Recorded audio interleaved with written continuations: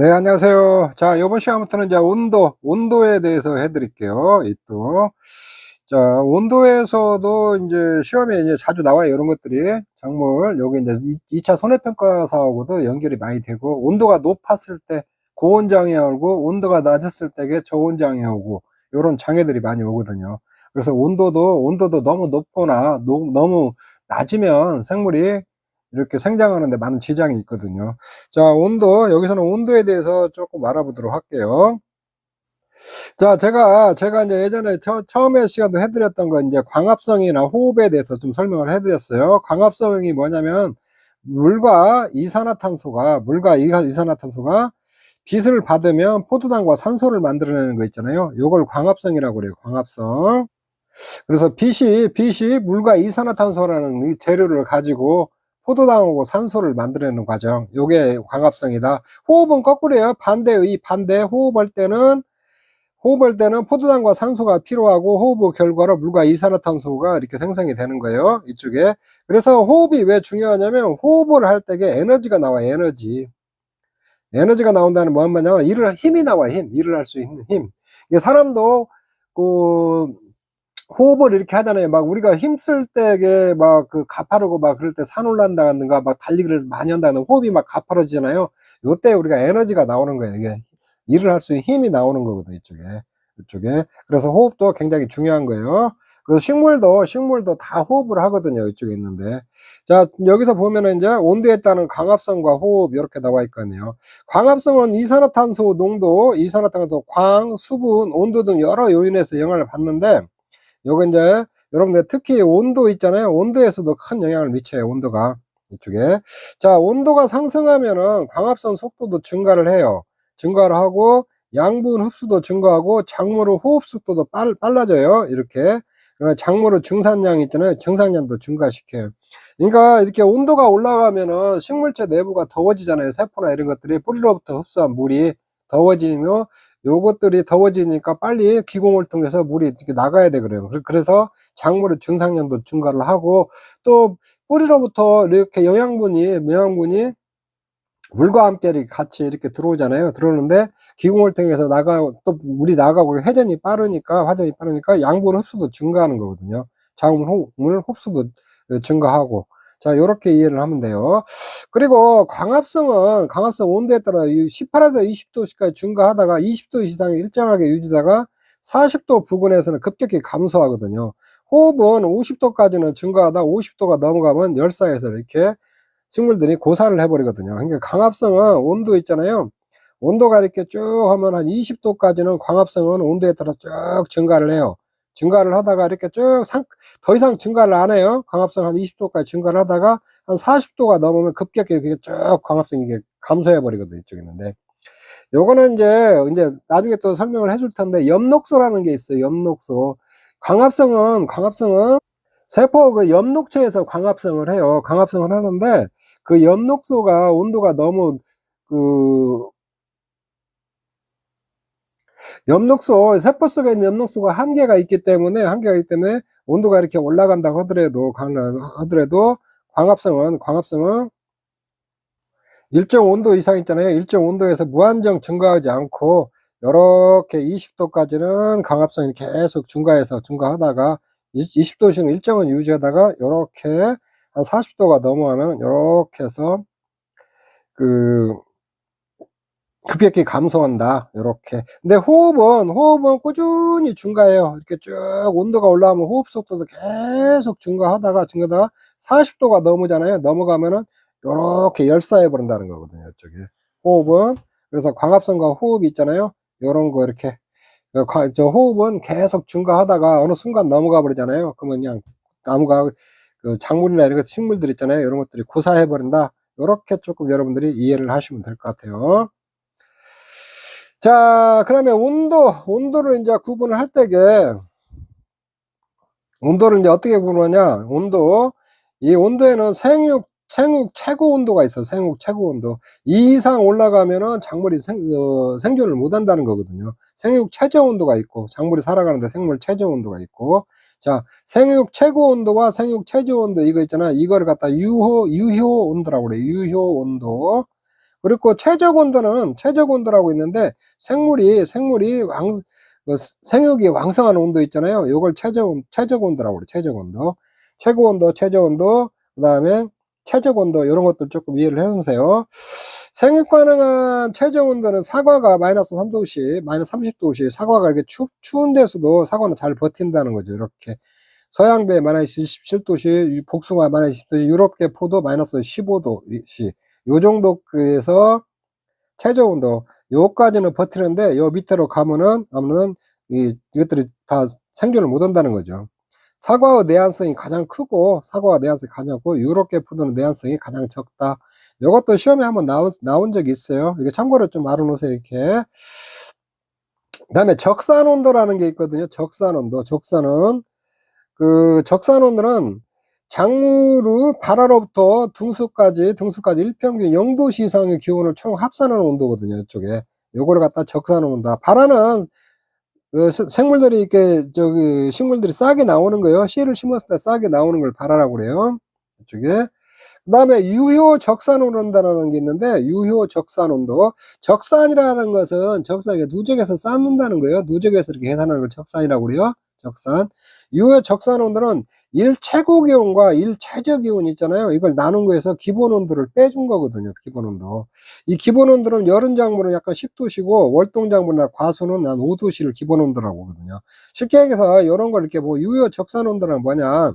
적산 온도는 0도씨 이상 기온을 합산한 건데, 유효 적산 온도는 약 10도씨 이상 있잖아요. 일평균 기온 평균을 내 가지고 그게 10도씨 이상을 갖다, 여름 작물은 10도씨 이상을 갖다가 평균 누적해서 계산한 거고, 월동 작물은 5도씨 이상을 누적해서 계산한 거다. 요렇게 여러분들이 조금 이해를 하시면 될 것 같아요. 요런 거 개념만 이해를 해서 뭐다는 것만 좀 알아 놓으세요. 유효 적산 온도는 옥수수나 조생중 배와 같은 가몬성 작물 있잖아요. 가몬성 작물을 재배지를 한다 유용하게 사용하는 거 있잖아요. 요걸 유효 적산 온도라고 한다. 유효 적산 온도. 가몬성 작물은 뭐냐면은 저온보다는 고온의 작물이 개화가 촉진되는 식물이에요. 여기 출자예요. 여기 이제 출수라는 게 뭐냐면, 출수라는 것은 벼가 줄기 밖으로 나오는 거 있잖아요. 벼 이삭이 줄기 밖으로 나오는 것들 출수라고 그래요. 출수. 요런 것들. 이 가몬성 작물이라는 것은 저온보다 고온에서 작물이 출수나 개화가 촉진되는 식물 있잖아요. 요런 걸 갖다 가몬성 작물이라고 그래요. 요런 거 너무나 이런 의미만 조금 알아 놓으세요. 이쪽에 있는데. 그러니까 작물의 작물의 생육적은 대부분 이제 작물이 어느 정도 온도에 있을 때 잘 자라냐, 20에서 한 25도씨가 적당하다는 거예요. 이쪽에. 상추들은 그러니까 18에서 18도죠. 비교적 낮은 온도를 좋아해요. 고온에서는 생육이 나쁘고. 이제 이 옥수수와 같이 열대지방의 온산지인 작물 있잖아요. 열대지방의 온산지인 작물. 옥수수와 같이 열대지방이 온산인 작물 있잖아요. 고온에서 생육이 잘 돼요. 이렇게. 상추는 비교적 저온에서 자라야 되고, 근데 평균적으로 한 20에서 2도씨, 25도씨가 있잖아요. 작물 생육이 안 맞다는 거예요. 상추는 한 18에서 18도씨. 그리고 벼나 옥수수 있잖아요. 이런 것들은 고온에서 자라고. 그 다음에 호온성 작물과 호냉성 작물이거든요. 온도가 높을 때 잘 자라는 작물을 호온성 작물이라고 그래요. 호온성. 호냉 좀 선선할 때 곳에서 자라는 작물을 호냉성 작물이라고. 요거는 여러분들이 암기해 놓으셔야겠죠. 요건 시험에 잘 나와요. 요건 암기. 요것도 암기하고.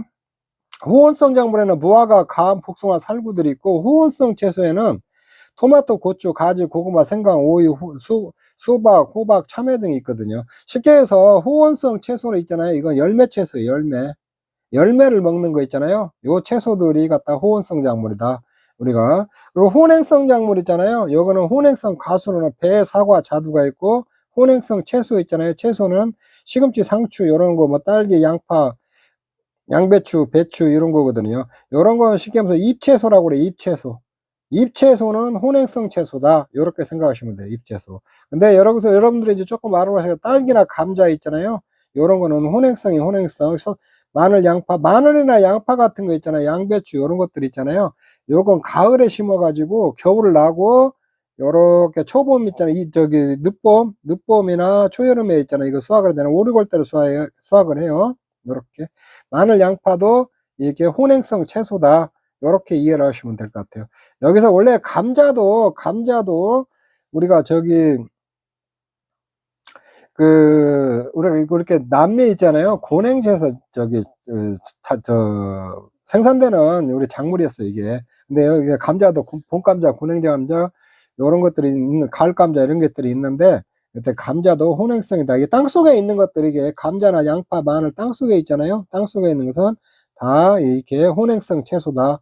요렇게 잎채소 있잖아요. 잎채소는 비교적 혼행성이다. 요렇게 좀 이해를 하시면 될 것 같아요. 그래서 후원성, 땅 위에 있는 열매들 있잖아요. 열매채소, 요거는 후원성이고, 그렇게 요걸 어거지로 막 다 외우려고 하지 말고, 그렇게 여러분들이 숙지 너무 쉬워요. 호원성 채소는 열매채소다. 땅 위에 있는 열매채소다.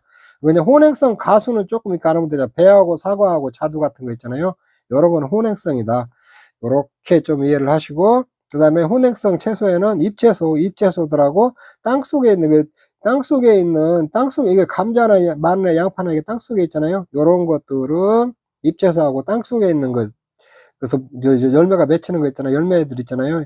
그런 것들은 혼행성이다. 요렇게 하시면 될 것 같아요. 그리고 딸기는 잘 알아놔요. 이거 혼행성이에요. 혼행성. 이거 후온성이 아니에요. 조금 온도가 이렇게 조금 높지 않은 거, 한 18도씨, 여기 보면 그렇게 온도가 높지 않은 곳에서 자란다. 상추도 여러분들 여름에 먹으니까 상추 해갖고 호온성으로 생각하지 마세요. 상추도 혼행성이에요. 자, 요거 그렇게 여러분들이 조금 이해를 하시면 될 것 같아요. 이런 거. 요거는 조금 알아놔요. 이런 거 시험에 잘 나와요. 이렇게 호온성, 혼행성. 변온과 생물 장유, 요것도 좀 잘 알아놓으세요. 요거 온도 변화에 따르는 생물 장육이 어떻게 되느냐, 작물 생육이 어떻게 되느냐, 그걸 얘기하는 거거든요. 이쪽에 이런 것들도 시험에 나올 가능성이 있으니까 잘 알아놔야 돼요. 기온이 해 뜨기 직전이 최저 기온이고, 해 뜨는 약 한 2시 있잖아요. 오후 2시가 최고 온도예요. 이렇게 저녁에 되면 또 기온이 내려가고. 근데 하루 중 최고 기온과 최저 기온의 차이 있잖아요. 요걸 일교차라고 그래요. 일교차. 자, 일교차에서 온도가 높고 낮고 있잖아요. 일교차에서 작물을 발육 단계별로 어떻게 다냐, 이런 것들에 대해서 살펴보면, 발화 있잖아요. 발화 싹이 나오는 거예요. 여기에 어떤 작물을 심었을 때 싹이 나오는 거 있잖아요. 싹이 나오는 거, 이걸 갖다 발화라고 그래요. 발화. 일교차가 클 때 작물을 발화를 조장하는 경우가 많다. 발화, 싹이 나오는 건데, 이 발화는 일교차가 클 때 있잖아요. 낮과 밤에, 낮엔 높고 밤에 낮을 때, 요럴 때 발화가 잘 된다는 거예요. 동화물질의 축적, 이게 동화물질의 축적이라는 거는 광합성 결과로 나온 이 포도당 있잖아요. 포도당을 탄수화물이라고도 해요. 요거 축적. 야간에 온도가 낮아지는 것은 이 탄수화물 축적에 유리한 영향을 준다. 이 탄수화물, 이게 포도당이라고도 하고 탄수화물이라고 해요. 야간에 온도가 낮을 때 있잖아요. 탄수화물 축적에 유리하다는 거예요. 이쪽에. 밤에 온도가 낮으면 호흡량이 작아지고 물질 축적량이 증가돼요. 그리고 이제 과실이 품질도 좋아진다. 여기에 이제 쌓인 거 있잖아요. 광합성 결과로 쌓이는 것이 포도당이 이제 나오면은 그게 호흡할 때 쓰이고, 또는 가지나 이렇게 작물들이 생장하는 데 쓰이고, 나머지는 이제 과일로 가거든요. 그래서 밤에 온도가 낮으면 호흡량이 작아지면은 요렇게 이 쌓아놓은 포도당의 탄수화물 있잖아요. 요걸 조금 사용하고 많이 축적이 되거든요. 축적량이 증가되면 과실 품질이 좋아진다. 요렇게 조금 여러분 알으시면 될 것 같아요. 생장이라는 것은 뿌리, 줄기, 이부, 성장이 있잖아요. 생장은 밤의 기온이 높아 일변화가 적은 경우가 빠르다. 그러니까 밤에도 보통 생장 있잖아요. 생장은 밤에 기온이 높아가지고 일변화가 적은 경우가 빨라요. 줄기나 이부의 성장 같은 것은 이렇게. 왜 그러냐면, 이게 무기 성분 있잖아요. 필수 원소들 있잖아요. 필수 원소 이런 거. 필수 원소는 무기 성분인데, 필수 원소는 흡수와 동화 양분이 있잖아요. 동화 양분. 이렇게 광합성 결과로 싸우는 양분들 있잖아요. 이거 소모가 왕성하기 때문에 이 생물들이 잘 자라거든요. 일교차가 적을 때. 근데 변은 야간에 저온에서 생장은 억제하나, 이제 분열 있잖아요. 분열은 촉진한다. 분열이라는 게 이렇게 벼가 이렇게 있으면 새끼 치는 거, 이렇게 새끼 치는 거, 이게 새끼 치는 걸 분열이라고 그래. 이렇게 이제 벼는 야간에서 저온일 때에 분할을 이렇게 촉진한다는 거예요. 야간에 이제 좀 온도가 낮아지면은 생장은 좀 잎줄기 이게 뿌리 같은 거 있잖아요. 이거 성장을 안 한다는 거예요. 근데 벼는 야간에서 분할은 촉진한다는 거예요. 개화. 일교차가 개화에 어떤 영향이 있냐. 개화 시 벼 맹류 있잖아요. 맹류는 벼나 여러 밀, 보리 이런 거 있잖아요. 이런 걸 맹류라고 그래요. 밤후 기온이 높아 일본화 적은 것이 출수 및 개화를 촉진을 해요. 이렇게 벼든 그 맹류 있잖아요. 벼나 맹류는 밤에 기온이 높아 일본화가 적은 거 출수라는 것은 벼가 줄기 밖으로 이렇게 나오는 거예요. 일반적으로는 밤후 기온이 낮은 것이 동화물질을 축적하고 개화, 촉진, 화기도 커진다는 거예요. 이쪽에 있는데 화기라는 것은 꽃이 피어 있는 기간이요. 화기 개화를 촉진하고 일반적으로 온도차가 이렇게 밀변화가 있는 것이 개화를 촉진하고 꽃이 피어 있는 기간도 커지는데 벼만 있잖아요. 밤에 기온이 높아서 일변화가 적은 것이 출수나 개화를 촉진한다는 거예요. 이쪽에 있는데 그렇게 조금 알아놓으시면 돼요. 결실은 결실이 어떤 영향이냐. 가을에 결실하는 작물은 대체로 일변화에서 결실이 조장이 되는데 주야간에 일교차가 커지면은 벼 등숙도 빨라진다는 거예요, 저게. 그러니까 일변화가 많은 것이 이제 벼 말고 다른 작물들 있잖아요. 일변화가 있을 때에 그 결실도 좋아진다는 거예요. 이렇게 결실이라는 것은 거의 열매들이 맺히는 단계예요. 근데 벼는 주야간에 일교차가 커지면 벼 등숙을 빨라진다는 거예요. 이게 밤후 기온이 높아야 일변화가 적은 것이 출수나 개화는 확진하지만 주야간에 일교차가 커져야 벼 등숙이 빨라진다는 거예요. 벼는 그렇게 알아놓으세요. 이쪽에 있는데 벼는 일변화가 적어야 개화나 요렇게 출수나 개화는 촉진을 하는데 벼가 익을 때 있잖아요. 등숙한다는 거거든요. 결실을 맺고 벼가 익을 때는 일교차가 커야 벼가 이제 등숙이 빨라진다는 거거든요. 이쪽에 있는데 자, 요렇게 여러분들이 알아놓으시면 될 것 같아요. 다음은 이제 괴근 요런 것들이 나오는데 괴경은 덩이 줄기, 그다음에 괴근 덩이 뿌리라고 그래요. 덩이 뿌리. 요거에 대해서 잠깐 설명을 해 줄게요. 요렇게 보통 우리가 보면 과일 같은 거 있잖아요. 여기 씨가 생기고 그 옆에로 요렇게 과일들이 생기거든요. 이거 씨는 암술과 있잖아요. 암술과 수술 있잖아요. 수술이 교배를 해 갖고 이렇게 만들어지는 거예요. 요렇게. 그리고 과일은 이렇게 암술과 수술이 교배해서 씨가 만들고 씨를 이렇게 둘러싸 갖고 과일이 있잖아요. 그것들이 생기는 거거든요. 근데 이제 암술과 수술이 교배해 갖고 씨가 되는 거 있잖아요. 이 씨를 먹는 게 벼 등 명류 있잖아요. 요런 걸 씨를 직접 먹거든요. 이것도 암술과 수술이 교배를 해 갖고 만들어지는 거예요. 그런데 감자나 고구마 같은 거 있잖아요. 고구마 같은 것은 암수가 교배를 안 해요. 교배를 안 하고 이렇게 생겨 가지고 밑에 있잖아요. 땅속에 줄기 있잖아요. 땅속에 줄기가 이렇게 영양분이 쌓여 갖고 굵어지는 거거든요. 이쪽에 있는데 이 광합성을 해 갖고 그 포도당이나 포도당 있잖아요. 탄수화물인데 그것들이 요렇게 해 갖고 자기 몸 쓰고 호흡하는 데 쓰고 남은 것들이 이렇게 덩이 줄기 부분에 모여 가지고 땅속 줄기 부분에 모여 갖고 이렇게 굵어진 거 있잖아요. 이걸 굵어진 것을 감자가 대표적인 건데 땅속 줄기가 굵어진 거 요런 거를 갖다가 괴경이라고 그래요. 괴경. 땅속 줄기 요렇게.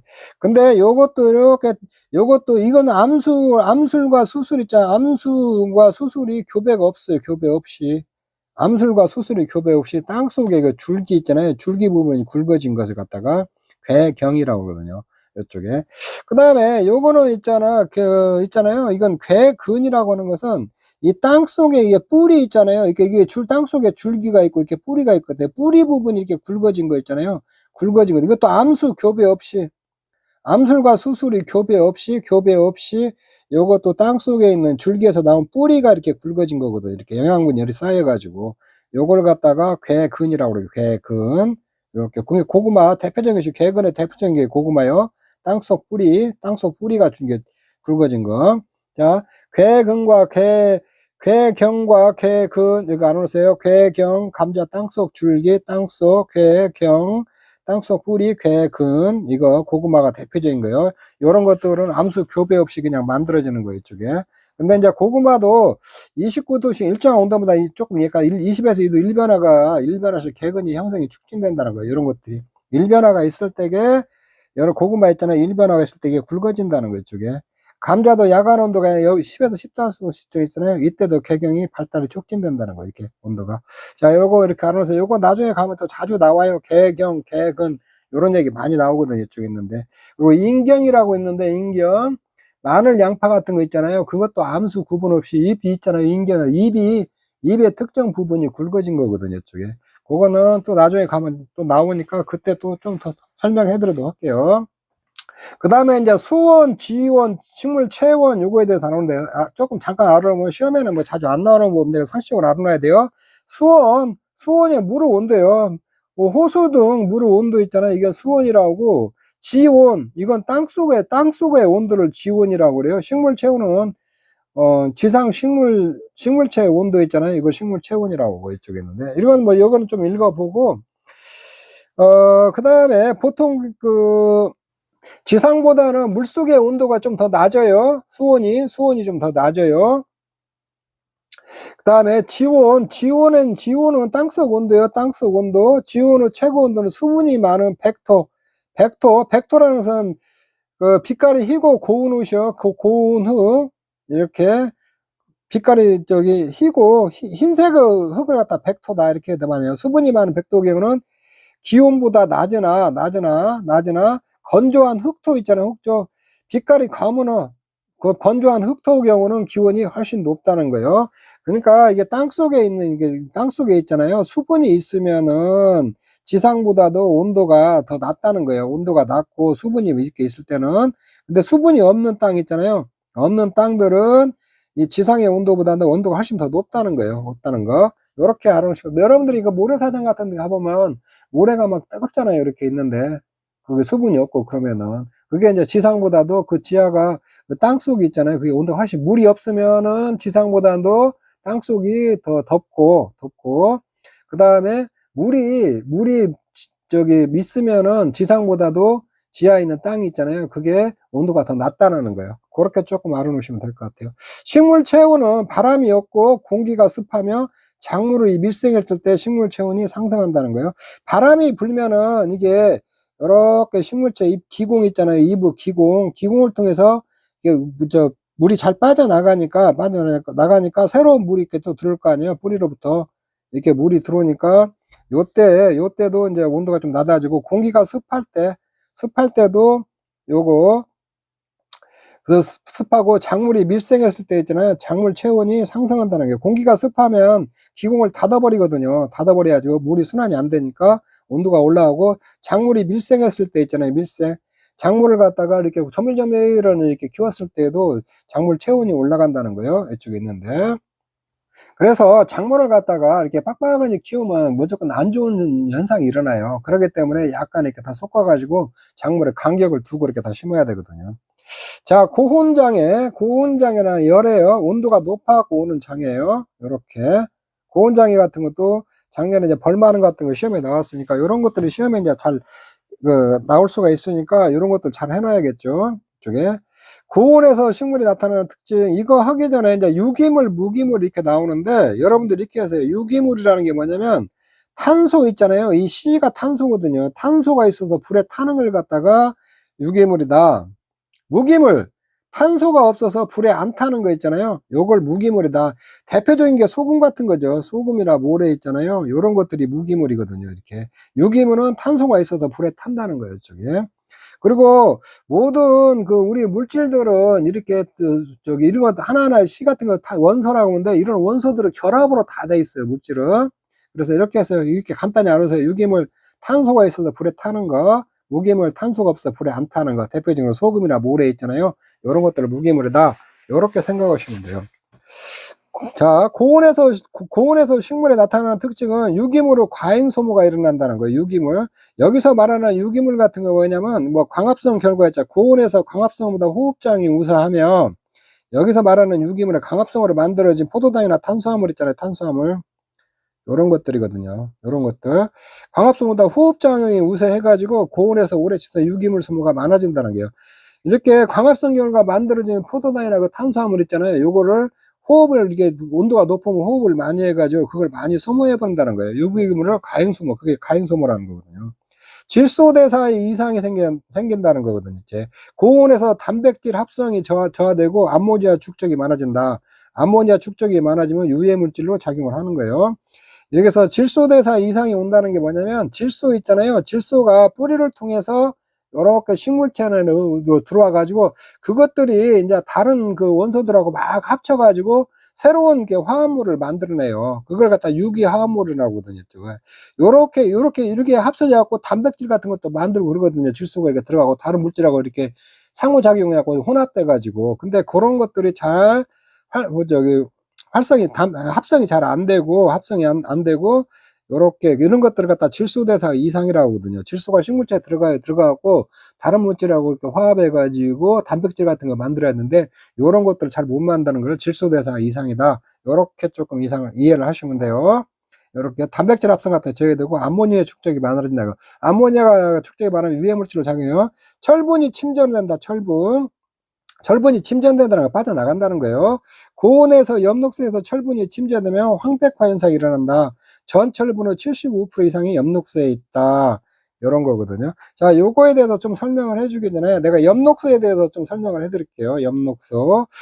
요거는 엽록소는 요렇게 있으면 있잖아요. 엽록소는 요렇게 엽록체 있잖아요. 여기 엽록체가 있으면 세포 안에 있잖아요. 요렇게 세포가 이렇게 있으면은 세포 안에 엽록체가 있거든요. 엽록체. 이게 세포면은 첫 시간에 내가 좀 설명을 해드렸죠. 여기 엽록체가 있어요. 엽록체가 있으면 이 안에 또 엽록소라는 게 있어요. 소가 있거든요. 엽록소는 탄소, 수소, 산소, 질소, 마그네슘, 황, 철 요런 것들이 혼합돼서 만들어진 것이 혼합물이거든요. 화합물인데 요거 엽록소가 이렇게 있는데, 엽록소는 요렇게 입이 있잖아요. 입이 있고 요렇게 입 안에 세포가 있고 세포 안에 엽록체가 있고 이 안에 또 엽록소가 있어요. 이 엽록소가 하는 역할은 뭐냐면 빛을 저장해요. 우리가 태양으로부터 오는 빛이 있잖아요. 빛이 빨주노초, 파란보 이런 것들이 쭉 오거든요. 빨주노초인데 여기에다 저장하는 게 엽록소에다가 붉은빛하고 청색광을 저장을 해서 요게 광합성하는 데 쓰이거든요. 이렇게. 그래서 만약에 엽록소가 없잖아요. 그래서 우리가 입이 파란색처럼 이렇게 보이잖아요. 녹색으로 보이잖아요. 입이 녹색으로 보이는 이유는 여기서 빛이 태양으로부터 오는 것은 태양으로부터 빛은 빨주노초 파란보로 돼 있어요. 색이. 근데 거기서 우리가 붉은빛하고 청색광 있잖아요. 이건 엽록소가 다 흡수를 해버려요. 흡수를 하고 나머지들은 있잖아요. 나머지 녹색이나 이런 것들은 흡수를 못하기 때문에 입에 남아가지고 열이 흡수를 못하고 반사해서 입에 이렇게 남아있기 때문에 입이 이렇게 녹색으로 보이는 거거든요. 이렇게. 근데 이게 만약에 엽록소가 없어지면은 엽록소가 만약에 없어지는가 죽는다. 세포대에 그러면은 이런 빛들을 흡수를 못하니까 요게 이거 잎들이 입에 이게 남아 있거든요. 흡수를 안 하니까 이게 붉은 빛으로 이렇게 남아 있을 수가 있거든요. 그래서 이렇게 황백화 현상이 일어나는 거예요. 그리고 여러분들이 가을이 되면 입이 노랗게 변하잖아요. 엽록소가 날이 추워지다가 너무 날이 더우면은 이게 생성도 못하고 인덕도 죽어버려요.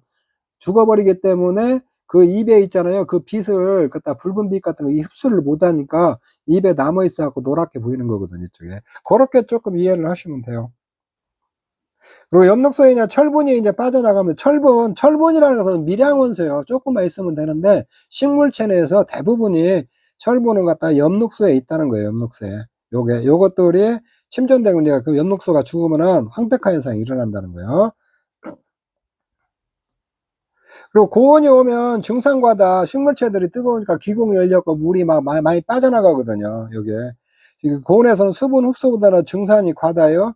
이조 현상을 말른다는 거예요. 고온이 오면은. 자, 그렇게 이해하시면 돼요.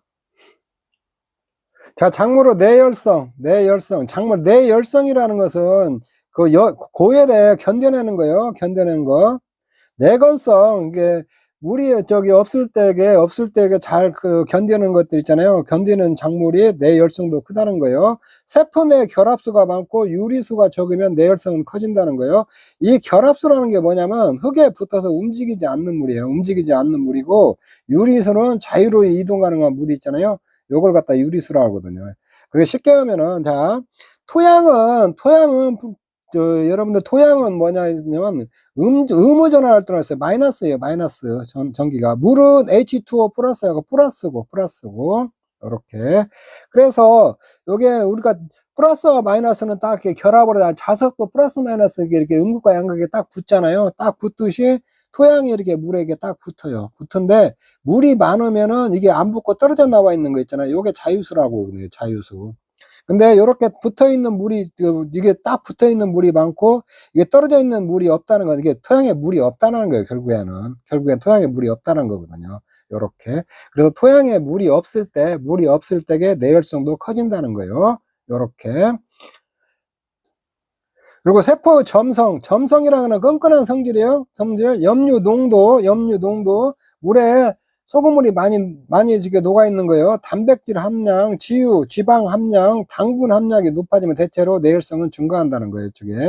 그러니까 물이 깨끗한 물보다는, 깨끗한 물만 그 물 안에 있잖아요. 요렇게 어떤 물질들이 있을 때 맑은 물이 더위를 더 많이 더워진다, 이렇게 생각하시면 돼요. 이렇게. 그래서 소금물 같은 거 있잖아요. 단백질 함량, 이런 것들이 많은 것들이 내열성이 가장 증가한다는 거예요.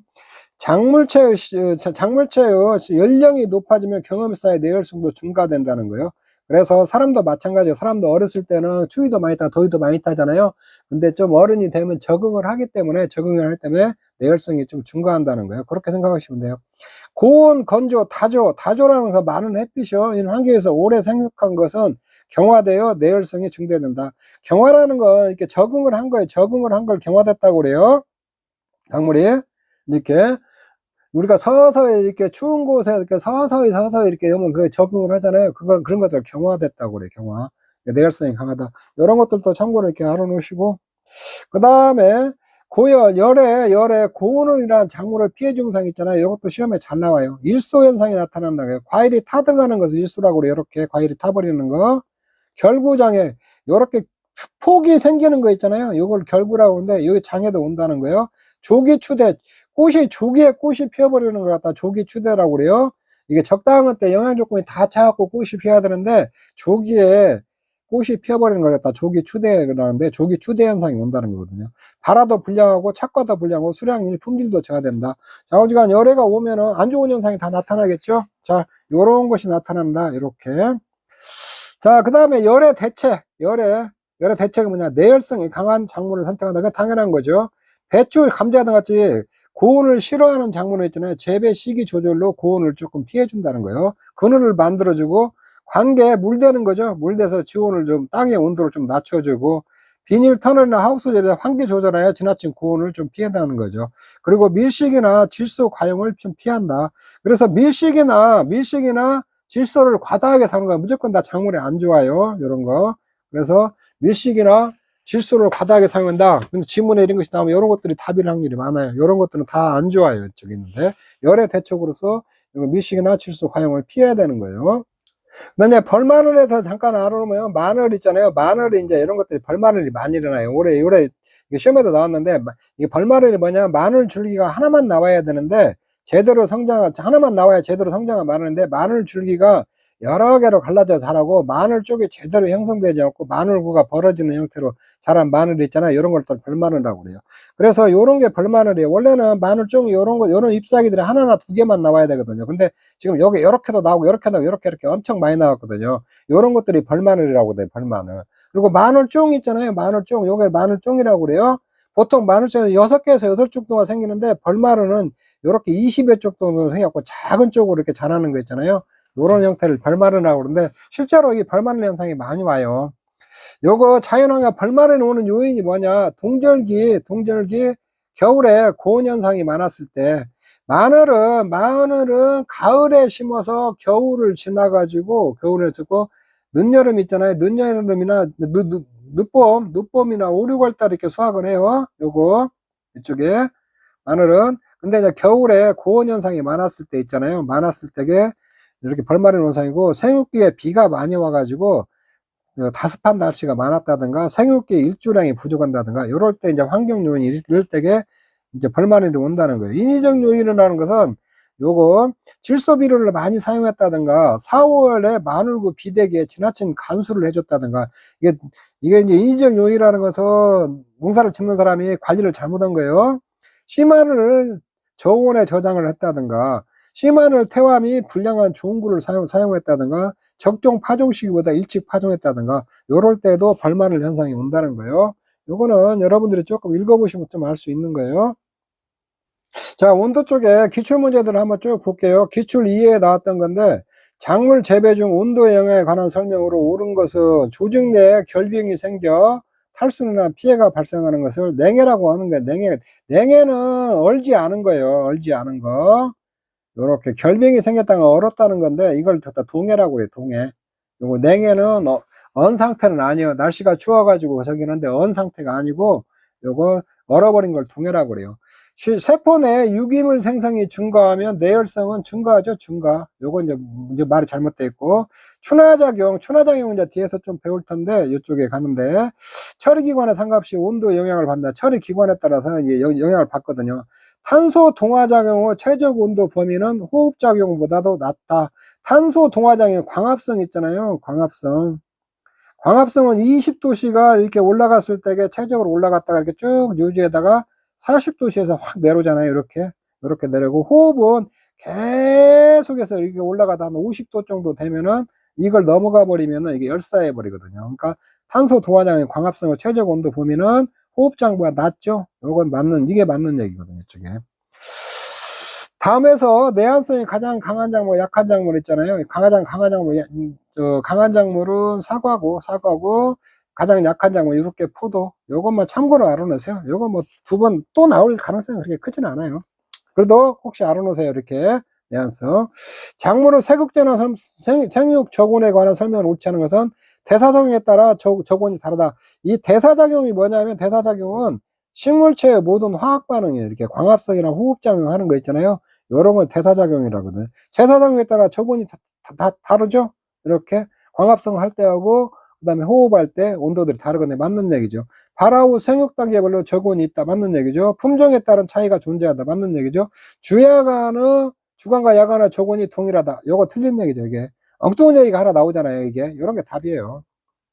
그 다음에 4번 A 손해평가. 8회 때부터 이제 쭉 가다 보면 이렇게 조금 응용해놔요. 손해평가에서 어떤 농가에 다음과 같은 조언을 하고 있다. 다음 가로에 들어갈 내용을 옳은 것은, 저희 농가의 딸기는 최근 2도씨 이하에서 생육 스트레스를 받았습니다. 딸기의 생육 가능 온도죠. 잘 이해해야 합니다. 그리고 30도씨가 넘지 않도록 관리를 해야 된다. 생육 최고 온도예요. 그럼 30도 온도는 딸기의 생육 최고 온도죠. 생육 최고 온도. 요렇게 생육 한계 온도. 최고 한계 온도죠. 이렇게 보면은. 그래서 생육 가능 온도, 최고 한계 온도거든요. 이렇게. 최고 한계 온도가 있고, 최저 한계 온도가 있죠. 생육 가능 온도가 있고. 이렇게 해서 온도가 있으면 여기 최고 온도가 있고, 최고 온도가 있고, 생육 최고 온도, 생육 최저 온도가 있고, 이 범위가 생육 가능 온도죠. 가능 온도. 여기에 이렇게 생육이 자라기 가장 좋은 걸 유효 온도라고 그래요. 유효 온도. 그리고 여러분들이 적산온도하고 유효 적산온도, 그거 내가 설명해 드렸으니까 그런 것도 좀 알아놔야겠죠. 문제가 여러 개씩 응용해서 나오는데 답은 그렇게 어렵지 않게 찾을 수 있어요. 상식적으로 이렇게 쭉 보면. 생육 최적 온도. 그 다음에 기출하다가 생육 적온이 달라 동일 재배에서 함께 재배할 경우 재배 효율이 떨어지는 거, 요런 거 있잖아요. 상추 잎채소는 이게 호온성이잖아요. 이건 이거 호냉성. 이거는 고추는 호온성이고, 요거는 서늘한 것을 좋아하고, 여기는 딱 열매채소 있잖아요. 열매채소는 더운 걸 좋아하잖아요. 그래서 이게 조합이 안 맞는 거죠. 이렇게. 당근하고 시금치, 이건 서늘한 데서 자라는 거죠. 이렇게 가지하고 호박은 호온성이고, 이렇게 오이와 토마토도 호온성이고, 그거 찾는 거예요. 이쪽에 있는데. 자, 문제 6번은 여기 기출 1회 때 나오는데, 이게 지나치게 요거는 이론적인 위주로 나와가지고 최근에 이렇게 안 나오니까 요건 여러분들이 한번 읽어보세요. 요거 이렇게 해가지고. 문제 7번. 다음 설명이 틀린 것은, 동해는 무르금 비점보다 낮은 온도에서 발생한다. 동해 얼어버리는 거, 무릎 빙쪽마다 나중에 맞는 얘기죠. 이쪽에 있는데, 일소현상 결부장애 조기 추대는 저온장애다. 틀렸죠. 이게 고온장애죠. 답이 이게 확 나오는 거죠. 온대가서는 내동성이 강합변에 열대가 내동성이 맞는 얘기죠. 서리 방지하기 위해서는 톱밥이나 완개태우 같은 거 이렇게 하고 있거든요. 맞는 얘기요. 그래서 답이 이런 게 보면은 답이 톡톡 튀어나와요. 이렇게 딱 보면은. 자, 고온장애에 관한 증상은 옳지 않다. 발화도 불량하고 품질도 저하고 착과도 불량해서 추대가 지연된다는 거예요. 추대가 형성되는 거죠. 조기에 꽃이 피는 거 있잖아요. 요거 틀렸죠. 자, A 지역에서 2차 생장에 의한 벌마늘로 피해가 발생했다. 벌마늘. 이와 같은 현상이 일어나는 원인은, 이거 10회 때 나온 문제인데, 겨울철에 좀 이상 고온이 오고, 2, 3일 경우에 잦은 강우가 생길 때, 흐린 날씨 일조량이 감소할 때죠. 흰가루병의 조기출현. 이상한 것이 하나 나왔잖아요. 이게 답이에요, 답. 엉뚱한 것이 하나 나와 있잖아요. 요렇게 몰라도, 요렇게 상식적으로 보면 이상한 거 있잖아요. 요게 답이에요, 이렇게. 예, 약간씩 응용을 하는데, 답은 이렇게 금방 찾아요. 이렇게 보면 상식에 맞지 않는 것이 하나 톡 있거든요. 이게 답이다. 이렇게 여러분들이 생각하시면 돼요. 그 다음에 목초의 하고현상. 이것도 그냥 기출에 한번 나왔던 문제인데, 하고현상이 뭐냐면 내한성이 커 잘 월다는 건데 추위에 잘 견딘다는 거예요. 단연생 한지역 목초. 한지역 목초라는 것은 추운 곳에 좀 추운 곳에 일단 추운 곳에서 자라는 걸 한지역이다 그래요. 좀 추운 거. 난지형은 좀 따뜻한 곳에서 자라는 걸 난지형이라고요. 따뜻한 거. 여기에도 한지형은 말이나 소에게 먹이는 풀이에요. 이렇게 한지형 목초가 여름철 생장의 세태 및 정지하고 심하면 고사되어 목초 생산량이 감소되는 현상을 말하는 거거든요. 이쪽에 있는데. 그래서 한지형 목초 이렇게 봄에 생산하거든요. 봄에 생산하는 한지형 목초가 이게 추운 곳에서 자라는 목초가 여름에 잘 안 성장을 못하고 죽어버리는 거 있잖아요. 이걸 목초의 하고현상이래요. 하고현상. 목초가 있잖아요. 말이나 소에게 먹이는 풀이 여름에 죽는 현상. 이걸 목초의 하고현상이라고 그래요. 네드클로버는 서늘한 곳에 자라나면 하고현상이 심하게 나타난다는 거예요. 네드클로버. 이쪽에. 이 원인은 뭐냐? 고온이나 건조, 장일, 병해충, 잡초 등에 의해서 이게 발생을 한다는 거예요. 대충 스프링 플러시 완화 및 억제를 한다. 스프링 플러시라는 게 뭐냐면 한지역 목초 생육이 왕성한 봄철인 5월에 목초 생산량에 집중하는 거예요. 스프링 이게 봄이잖아요. 봄철 5월에 목초 생산량이 집중되는 걸 스프링 플러시라고 하는데 요거를 완화나 억제를 좀 하라는 거예요. 이쪽에 대책으로. 고온 건조기에 관계 물을 대주라는 거고 혼파 하고현상이 전부 난방의 목초를 갖다 혼파를 하라는 거예요. 방목이나 제초 조절을 한다. 방목과 제초는 풀 베는 거예요. 조절해서 하고현상을 경감할 수 있다는 거예요. 자, 문제 한번 보면 작물 재배 시 하고현상을 옳지 않아서 화이트 클로버는 피해가 크고 레드 클로버는 피해가 온다. 화이트 클로버는 레드 클로버가 있잖아요. 요게. 자, 레드클로버는 서늘한 기후에서 자라는 후 하고현상이 심하게 나타나요. 이게 좀 틀린 말이에요. 단연생 북방물체 여름철 생장이 현장에 쇠퇴하는 현상이죠. 고온, 건조, 장열, 병해충, 잡목, 무성 원인으로 발생하고 대책으로 관계, 혼파, 방목이 있다. 자, 요런 것들도 상식이 안 맞는 거 요거 이렇게 딱 갖다 이렇게 풀어줘 버리면 돼요. 이쪽에. 요런 게 답이죠. 이쪽에 있는데. 자, 요번 시간도 이렇게 봤는데 지금 배우는 거 있잖아요. 뭐 열에, 냉해, 뭐 습해, 저번 시간에 배웠던 습해, 뭐 건조해 요런 것들이 시험에 잘 나와요. 그 다음에 2차하고도 이렇게 많이 연결되거든요. 연결되니까 요런 거 강의 듣고 내가 이제 교재에다도 이렇게 쭉 설명을 다 해설을 다뤄놨기 때문에 여러분들이 쭉쭉 읽으면은 다 알 수 있는 거예요. 처음 강의 듣고 이렇게 할 때는 뭔 말인가도 막 헷갈리고 막 그러는데, 한 두어 번 이렇게 보다 보면은 싹 이해가 오거든요, 이쪽에. 그리고 실제 문제는 어떤 기본 개념이나 원리가 알면은 답 금방 찾아낼 수 있거든요. 그러니까 여러분들 너무 겁먹지 말고 차분히 하시면 돼요. 자, 이번 시간에서 마치도록 하겠습니다. 여러분 수고하셨습니다.